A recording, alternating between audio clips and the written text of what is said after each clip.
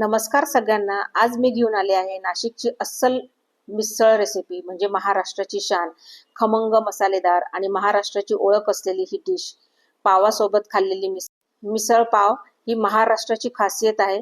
चला तर मग शिकूया महाराष्ट्राची खरीखुरी घरी बनवलेली आणि घरी कशी बनवायची अशी मिसळ पाव. एकदम चटकदार, एकदम तोंडाला पाणी सुटल अशी मस्तपैकी चटकदार आपल्याला ही मिसळ पाव आज बनवायची आहे. चला तर मग रेसिपीला सुरुवात करण्याआधी तुम्हाला जर माझा व्हिडिओ आवडला तर नक्की लाईक करा, नवीन असाल तर सबस्क्राईब करा. चला रेसिपीला सुरुवात करूया. मसाला तयार करण्यासाठी इथे मी एक गॅसवर कढई गरम करायला ठेवलेली आहे आणि त्यामध्ये आता आपल्याला 1 टेबलस्पून एवढी खसखस घातलेली आहे आणि ती हलकीशी आपल्याला भाजून घ्यायची आहे.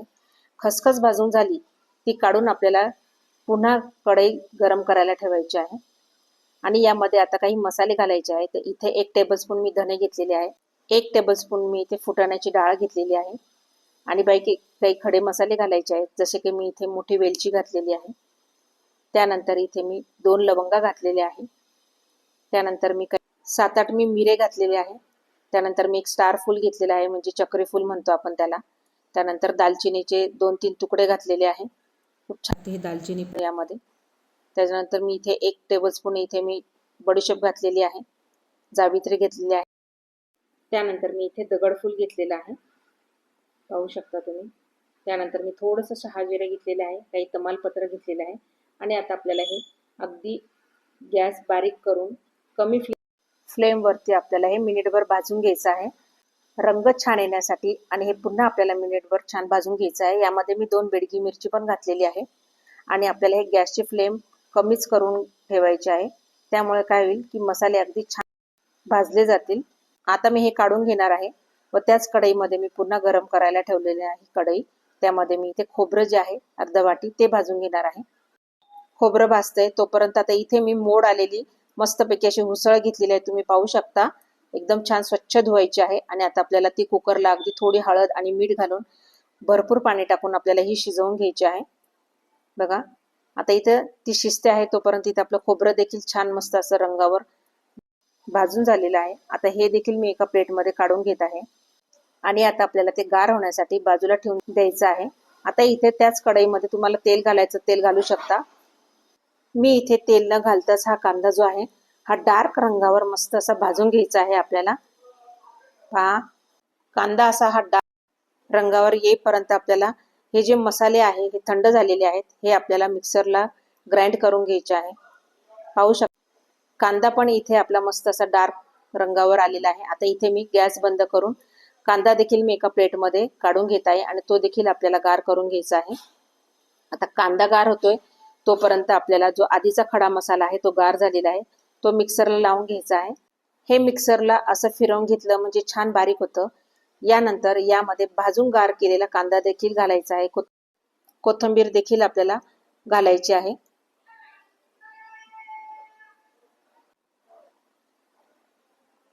पहा आता यामध्ये मी कांदा घालून घेत आहे आणि कोथिंबीर देखील आपल्याला घालून घ्यायची आहे आणि मस्त आपल्याला हे वाटण तयार करायचं आहे.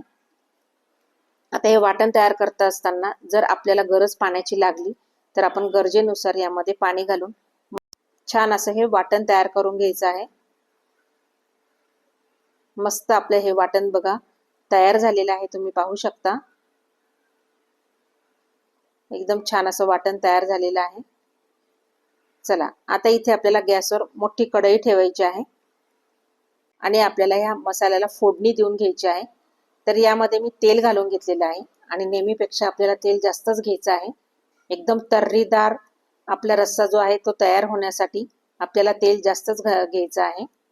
आणि तेल मस्त असं छान गरम झालं की यामध्ये आपल्याला अद्रक लसूण हिरव्या मिरच्यांची पेस्ट आहे ती घालून घ्यायची आहे. ती छान अगदी परतवून घ्यायची आहे.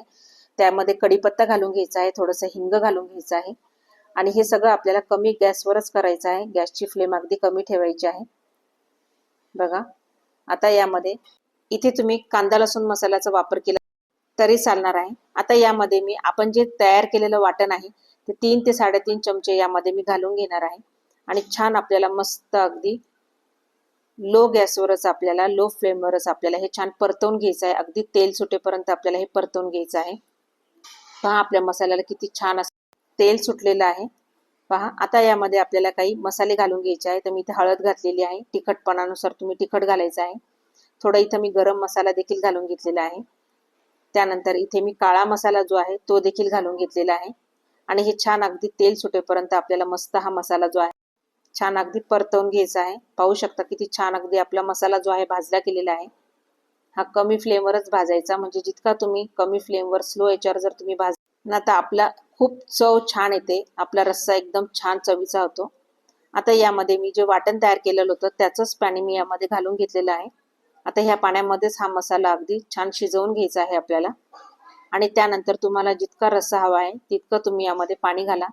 पाणी मात्र इथे मी गरम करूनच घातलेलं आहे. असं जर आपण गरम पाणी करून घातलं तर आपल्या ज्या रस्स्याला आहे तर्री पण खूप छान येते. तर बघा, तुम्हाला जितकं पातळ हवं आहे तितकं तुम्ही यामध्ये पाणी घालू शकता आणि छान खळखळ उकळी येऊ द्यायची आहे. त्यानंतर इथे मी कसुरी मेथी घालून घेतलेली आहे. त्यानंतर इथे मी कोथिंबीर देखील आपल्याला इथे घालून घ्यायची आहे आणि छान आपल्याला हे शिजवून घ्यायचं आहे मस्त. आता आपण जी मटकी शिजवून घेतली होती हळद आणि मीठ घालून, त्यामधली मी अर्धी यामध्ये घालून घेतलेली आहे व अर्धी मी बाजूला ठेवलेली आहे. व आपल्याला ही छान अशी व्यवस्थित मिक्स करून घ्यायची आहे. आणि 15 ते 20 मिनिटं आपल्याला हे मिश्रण जे आहे हे शिजवून घ्यायचं आहे छान. आणि इथे चवीनुसार पुन्हा आपल्याला लागेल तेवढं मीठ घालून घ्यायचं आहे. आणि गरजेप्रमाणे तुम्हाला अजून लागलं तर तुम्ही पाणी घालून यामध्ये छान अगदी शिजवून आपल्याला हा रस्सा तयार करायचा आहे. पाहू शकता तुम्ही, रंगच किती सुंदर आलेला आहे आणि तर्री पण किती छान अशी वरती आलेली आहे, दिसतंय एकदम छान, अगदी पाहूनच तोंडाला पाणी सुटेल. चला तर आपले हे तर्रीदार रस्सा देखील तयार आहे. चला तर आपण सर्व करायला घेऊया. पहा कलर किती सुंदर आलेला आहे ना, आणि टेक्स्चरही खूपच सुंदर आलेला आहे. तुम्हाला जर माझा व्हिडिओ आवडला असेल तर नक्की लाईक करा, नवीन असेल तर सबस्क्राईब करा. पहा आता आपल्या जो मिसळ पाव आपल्याला आहे तो तयार आहे, तर्री तयार आहे. आणि यामध्ये वरतून अजून मी मिसळ मसाला देखील घालून घेतलेला आहे आणि छान अगदी शिजवून घेतलेला आहे. चला तर मग आपल्याला ही सर्व कशी करायची आहे ते पाहूया. तर मग सर्वप्रथम आधी इथे मी एक प्लेट घेतलेली आहे, त्यावर मी इथे काचेची प्लेट घेतलेली आहे व आपली जी मटकी शिजवून ठेवलेली होती अर्धी, ती यामध्ये 1 चमचा घालून घ्यायची आहे. व आपण जो मस्त असा तर्रीदार जो रस्सा तयार केलेला होता तो यावर आपल्याला असा टाकून घ्यायचा आहे. पहा तो पण मी टाकून घेतलेला आहे. आणि त्यानंतर आपल्याला जी आवडेल ती शेव टाकून घ्यायची आहे. वरतून जर तुम्हाला कोथिंबीर आवडत असेल तर कोथिंबीर देखील आपल्याला मस्तपैकी अशी कट करून टाकून घ्यायची आहे. पहा आपली ही मिसळ तयार आहे. त्याबरोबर आपल्याला मस्त असे कांद्याचे स्लाइस करून घ्यायचे आहे. त्यानंतर आपल्याला इथे लिंबू ठेवायचा आहे, पाव ठेवायचे आहे आणि अगदी आवडत असेल तर पापड देखील ठेवायचा आहे. तर आपली महाराष्ट्रीयन मिसळ पाव तयार आहे. कसा वाटला व्हिडिओ मला नक्की कमेंट करून तुम्ही सांगू शकता.